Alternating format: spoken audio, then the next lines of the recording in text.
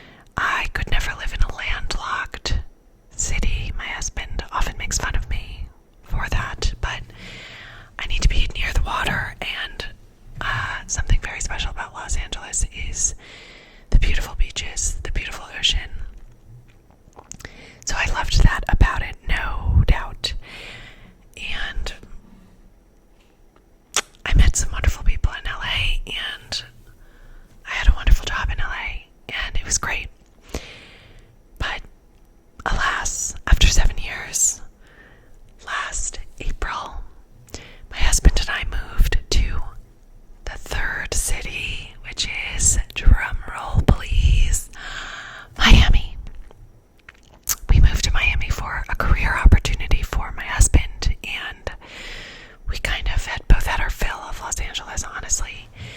And I'm of the mind that we should all try to live in as many different places in the world as we can.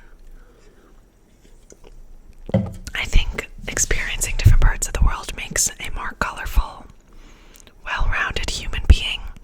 So I treasure the fact that I have been able to move around and experience different places in this country and the lifestyle that they bring. As for Miami, we are liking it a lot. Dare I say we are loving it. I think my favorite thing about Miami is the quality of life. Where we are particularly is a little suburban, beautiful, quiet, more neighborhood friendly part of Miami, a little south of Miami on the mainland. And it has been just lovely. The food is amazing. We have a lot of culture at our fingertips. We're very close to South Beach. The beaches here and the ocean here are beautiful, and we are really liking it. We don't quite have our full community down here yet, but we are hoping to build a community of our own very soon.